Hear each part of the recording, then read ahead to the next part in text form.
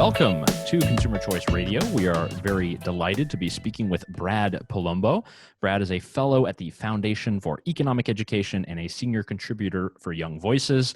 You can find all of his work over on Twitter, which we'll link to in our show notes, and also his Substack, bradleypolumbo.substack.com. We'll get that linked. Brad, thanks so much for taking the time to come on Consumer Choice Radio. Thanks for having me.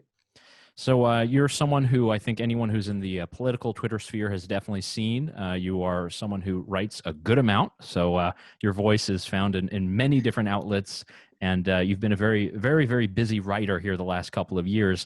If you were to just give a little bit of perspective to our listeners, what has kind of been your journey as someone who is writing professionally, who has been able to now become essentially a very well-known political writer? How has been your journey sort of over the last couple of years?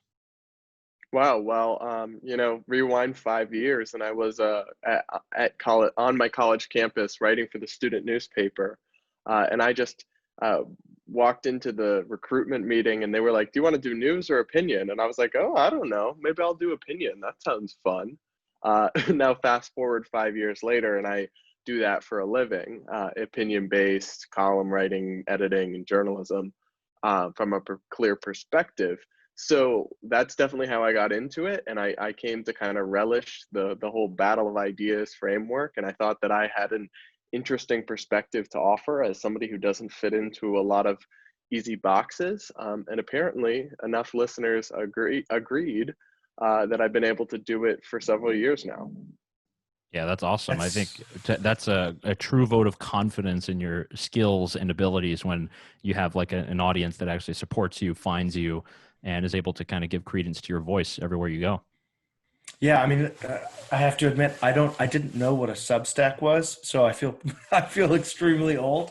But it's a cool concept. You're not old, David. You're just late. You're just late to the game, son. Yeah, I'm just disconnected. But it's cool that you have people who regularly want to hear what you have to say. And on that note, what are some of there's so much going on, whether it's Portland or Trump or Joe Biden or the Dems or everything under the sun. I follow you on Twitter, and so obviously I can see you're battling it out every day. But what are some of the big topics for you these days, and what are you passionate about in terms of any topics you're writing about? So I have maybe two main baskets of content that I cover, and one is maybe less relevant right now. I started out, I write a lot about the balance between LGBT rights and religious liberty, right? I come at kind of a unique perspective from a gay person with socially moderate libertarian views, but also someone who skews conservative and believes in religious liberty. So I've done a lot of work on those sorts of things over the years. But then my other thing has always been economics. I studied economics in college. I work now as a fellow at an economic think tank. And so I'm constantly writing about government waste, tax policy, spending, trade, all sorts of things where the economic ramifications of government policy are at stake. And right now that's been the biggest thing, because we're living through real time, probably the biggest natural experiment in big government interventionism that we've seen in modern American history, right? We're going to run a minimum $4 trillion deficit this year, almost triple what we did at the peak of the 2008 financial crisis. Between the CARES Act and the new legislation being considered now, Congress has responded to COVID-19 by launching a unprecedented intervention into the economy, really in modern history. You'd have to go back to the New Deal to find something this pervasive and sweeping. So there's a lot to unpack there, and that's what I've been spending the last couple months doing. I think one thing that you've been doing, Brad, is I would actually give you a bit more credit is, you might style yourself more of an opinion writer, but you do bring a lot of news to the table and a lot of things that people would not otherwise know, which I think speaks to a very good columnist or a good writer. And I know that you've been writing a lot about sort of the ideological tangle that's happening with a lot of the coronavirus relief. If you could just kind of draw out the camps for us, what are the different opinions? Because it's hard to get a measure of it nowadays. It seems as if there's kind of a one government sort of method. We know we want to spend whatever $2 trillion, We just don't know if it's going to go to the teachers unions or if it's going to go to, you know, whatever big business. What are the kind of the ideological, I guess, arguments right now around these relief bills? I would say there's probably four camps. There's a camp on the left, right? Your progressive Democrats who basically believe that government spending is unlimited. And they believe that the printing press, you could just print however much, deficits don't matter. And they want to just spend as much as possible.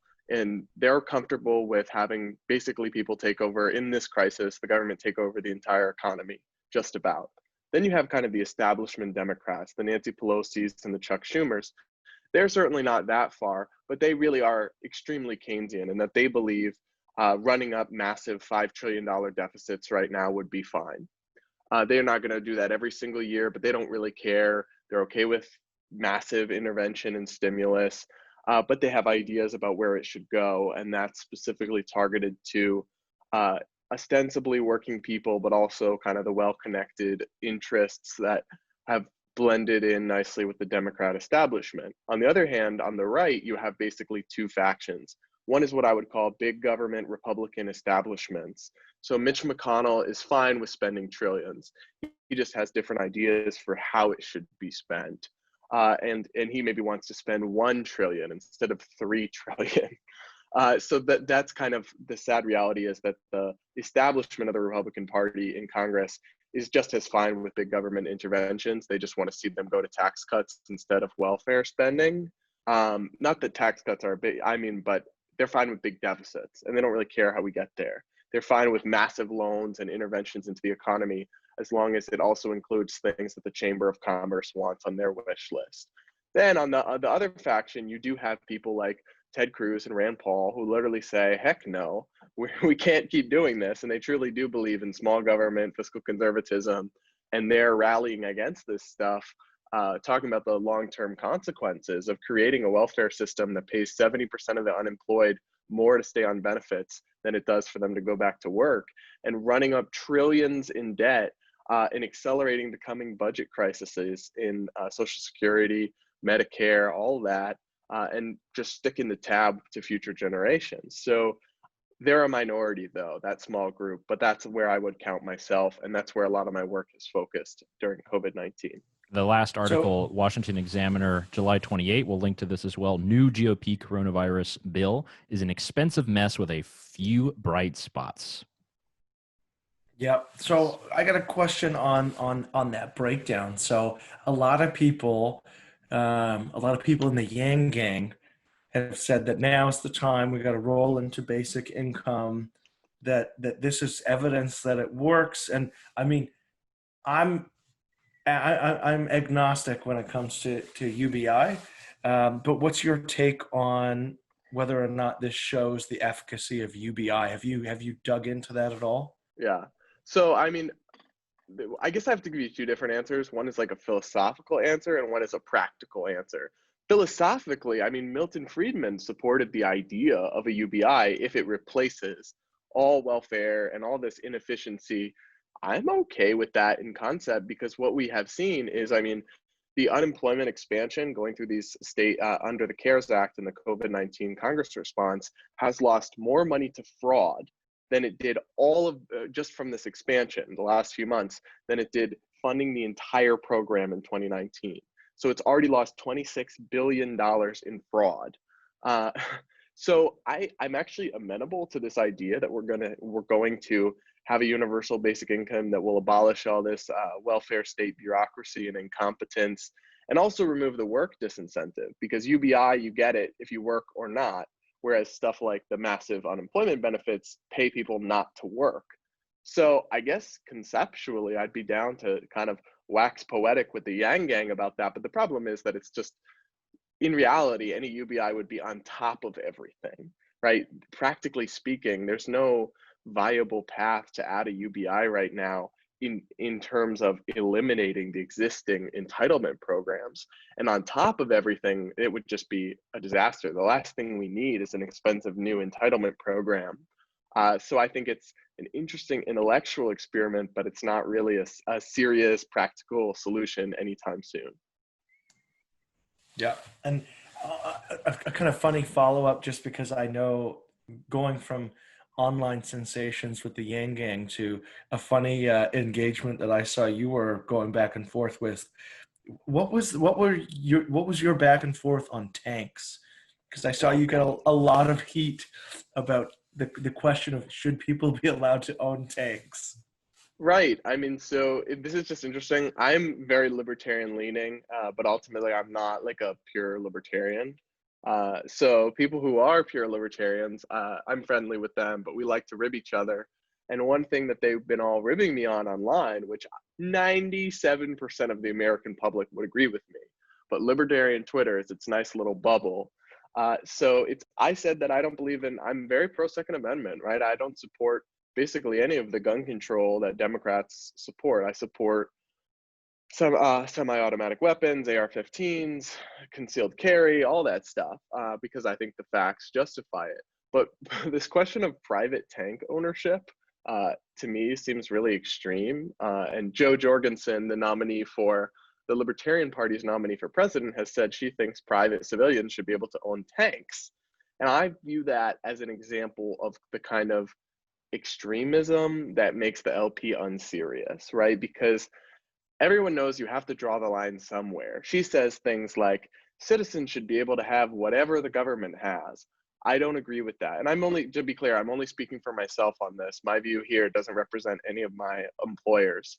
But I think that goes too far, right? You couldn't let Bill Gates build a nuclear weapon, right? Like, we don't want private citizens to have access to super lethal military technology. So you have to draw the line somewhere. And for me, tanks with functioning artillery systems are beyond that line. Maybe that makes me a statist, a communist, I don't know, but that's my hot take. Yeah, I mean, I've never seen something so benign, pardon the pun, blow up on Twitter. Well, it Yeah. was kind of a joke. It was kind of a Yes. meme, but I think these people actually do believe it, which is funny, but also a little extreme. And I think Yeah. if Bill Gates had one, it would just have a huge vaccine on top, and it would just vaccinate Oh, everybody. God. One thing, Brad, that you've written about a little bit on your Substack, and again, if people our listeners want to follow you on Twitter, it is Brad_Polumbo. We'll link to that in all of our show notes and the rest. One thing you've written a little bit about in Substack, and I see here you also have an article in the National Review. I mean, you've talked about a lot of the reforms that are being discussed, but one thing that you're very woke to, pardon the pun, is this kind of new journalism that we're experiencing in 2020. You've written about these kind of illiberal outlets that might be shunning particular writers, and it sucks that we have to talk about this like it's some huge HR thing that's blown up to society. But there's been a lot of things with the New York Times or with Andrew Sullivan leaving. What is your kind of take on what's happening in really in the field of journalism and being able to accept all these different ideas of certain writers? Well, what I can tell you is essentially anybody who's right of center and isn't extremely milquetoast and moderate is unwelcome at almost any mainstream journalism institute in any sort of role where they would be voicing those opinions. I mean, I know so many talented conservative journalists who have no shot of being employed at the New York Times or the Washington Post ever. I would count myself among that group because we would be canceled by a Twitter mob day one for some unwoke thing we said or had written once. And the spineless people that run these organizations that used to believe in free speech, not in the legal sense, in the cultural sense. They used to believe in open debate, and then now they in plurality and different ideas, and now they really don't. I mean, we talk about the New York Times, and it seems almost like a journalism bubble, right? It is really sad that they chased their head op-ed editor out of the New York Times because he published an op-ed that I disagreed with, by the way, by Senator Tom Cotton, advocating a mainstream opinion held by the majority of the public and even like 40% of Black people, actually, that we should send in federal troops to quell riots, right? And they fired him for that. And same thing with they just pushed Bari Weiss out, who's not even a conservative or libertarian. She's a moderate liberal with some unwoke opinions. But it's not just this kind of thing that's happening to these few elite figures. I mean, a new poll from the Cato Institute out last week showed that everyone, even liberal Americans, a majority of liberal Americans feel like they have to self-censor themselves or they will receive backlash for their views in public and at work, right? And so it showed that the exact numbers escape me at the moment, but it showed like shockingly high numbers of liberals and also some Republicans thought that people should be fired for supporting Donald Trump or supporting Joe Biden, right? There's this open hostility in our culture, and we're blessed in America to have extremely strong legal protections for free speech. And government censorship, first and foremost, is the biggest evil we've got to fight against.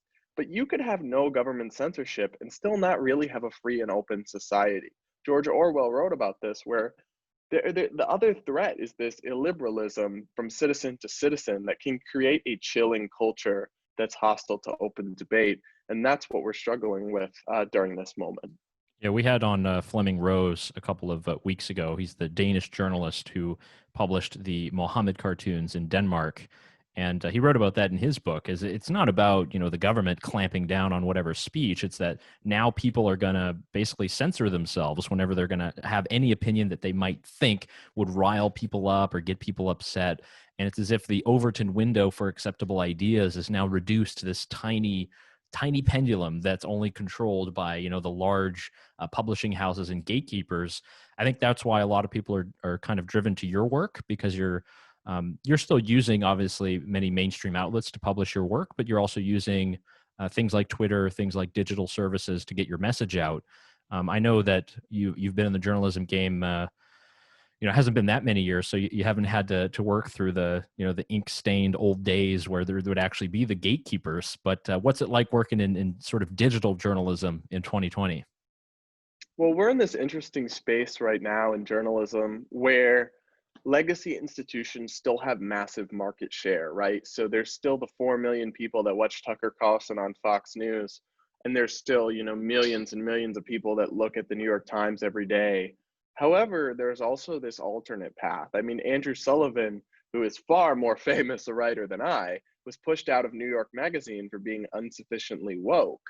And he switched to Substack, the email platform that I use, and had 70,000 subscribers within a week, right? So he has this own audience of his own that he's going to be able to reach, surpassing institutions, gatekeepers, and everyone. And I mean, this is, regardless of what you think of these people, we've also seen YouTubers and content creators like Dave Rubin or Candace Owens, and setting your aside about what they say, they've cultivated independent audiences of millions. Dave Rubin gets more views per podcast by far than most daytime cable news shows get, maybe by a factor of 3 or 4, frankly. He gets millions of views, and some of those shows are in the hundreds of thousands. So there is this new media out there of podcasting and YouTube and streaming and social media and direct connections to people that we're seeing rise up. And eventually it could grow. I don't think legacy media will ever be non-existent, but its market share is shrinking under new, interesting, and kind of competitive frontier of alternatives, because people are not satisfied with that. And based on the way things are going, I can't blame them. Yeah, I think the big thing there is, like, as you have that divide, it's become increasingly more difficult to figure out like what people actually think, because they're now so separated. You're not going to see a conservative or libertarian voices kind of amplified in many major outlets. And so it's very hard to have that kind of national discussion. On that note, when it comes to the election, Trump, Biden, I wanted to know what your take is. Obviously, it's still early, but what is your take on the choices that Americans have, and kind of where do you see things going in the now shorter time frame we have between now and the election? Right. It's an interesting question. I mean, I get this backlash from a lot of people, but I tell them all the time, my job is not to work to help Republicans or Donald Trump or anyone. Because people will respond to an article I wrote criticizing the GOP, and they'll be like, how does this help us defeat the Democrats in November? And I'm like, that's not my concern. I'm a journalist and commentator. My job is to say the truth as I see it and highlight the facts, not to kind of play to a political outcome, regardless of what I may want to see. And honestly, I mean, I was I'm just open about my biases because I'm an opinion writer. Though I am a journalist, so I voted for Gary Johnson in 2016 um, as a protest vote between the two candidates. I don't think that I would be able to vote for either candidate this time around. Trump, I don't even know where to begin, but there are many reasons I couldn't vote for him, even though there's things about his administration I like, and I'll always say so. And I always try to treat everyone fairly on the merits. However, on the other hand, you have Joe Biden. People are like, oh, Trump is a threat to the republic. You should just support Joe Biden. It should be a no brainer. Okay, well, Joe Biden literally supports a regulation that would outlaw my entire profession, right? He would ban freelance journalism by embracing California's section, I forgot the name of the bill, AB6, right? AB5, worst bill AB5, ever that has Ever come right. to written. the brain of Well, a Joe Biden legislator. wants to make it on a national level, and that would literally make the work that I do illegal. So I'm not going to be voting for Uncle Joe and his apparent cognitive decline and socialist light agenda either. And I also am not going to vote third party for the Libertarian Party because I'm very frustrated with the candidate they chose, with the path the party's taken. So I will probably just write in a candidate or leave it blank, to be honest. But either way, we are in for a crap show of a next administration. Yeah. uh, Oh yeah. My quick follow-up question on that, which because it's always struck me as so weird. I'm wondering if this has struck you as well. For Biden, I don't understand why he's moving to the left and partnering more with Bernie when he could be very easily running as like the moderate Democrat to scoop up the never Trumpers, to scoop up folks who just don't buy into the full progressive agenda. What's your take on that? Why do you think Biden is? He seems every day more progressive. And the whole appeal of Biden to begin with was that he wasn't the woke progressive candidate. He was supposed to be the appeal to the Obama era and centrism. So I'm just curious as to what your take is on that. well, I think it's a matter of who he has around him, because Joe Biden is very old, and he is not quite as sharp, to put it kindly, as he once was. And so he has outsourced his campaign, and he would outsource his presidency to kind of the new Democrat establishment. But that new Democrat establishment skews left, skews more woke, and just look at how they've allowed Twitter, right, this extreme bubble that they're in, to dictate the 2020 Democrat primary, right? They were really embracing stuff that played well on Twitter, even if actual voters don't support it, right?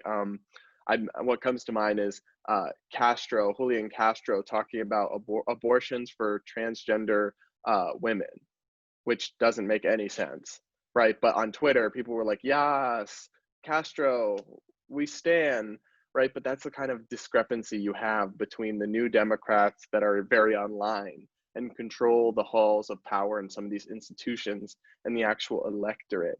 So Joe's had to thread a needle there, and he's threaded it farther to the left than a lot of people expected, in part because these people surround him, and they also threaten to not support him, really. Like the Bernie base could just not vote for him, and he would be out of luck if that was the case. So he's got a very delicate balancing act to play. So there's really no easy answer for what he's supposed to do, and he's chosen to hew to the left and hope that the people in the middle will just be so dissatisfied with Trump they'll vote for him anyway. No doubt. Brad, one thing I wanted to ask is, apart from swamp politics, of which unfortunately you are mired, but one thing I wanted to ask is, what are some of the other things that you're interested in, that you're writing about, and maybe give some of our listeners, again, your sort of social media links and your Substack, so we can hear more about how we can follow you. Sure. So when I'm not worrying about what's going on in the 2020 campaign or in Congress, I'm often trying to highlight interesting studies or research or economic issues affecting people that aren't at the forefront of the conversation. And so I do that a lot for my writing for fee.org, which people should check out. That's the Foundation for Economic Education, where I'm a fellow. And then everyone else can find all of my writing, including and also my really controversial food opinions and tank tweets at twitter.com/Brad_Polumbo, Polumbo. And if they go there, they'll be able to find on my homepage a link to my newsletter, which is the weekly update of all of those controversies combined. So that's where people can head to keep up with everything that's going on with me and in Washington, D.C. All right. Thanks so much, Brad. Thanks for coming on Consumer Choice Radio. We've been speaking with Brad Polumbo, who's a fellow at the Foundation for Economic Education, fee.org, and also a senior contributor for Young Voices. Brad, thanks so much for coming on the show. Thanks, guys.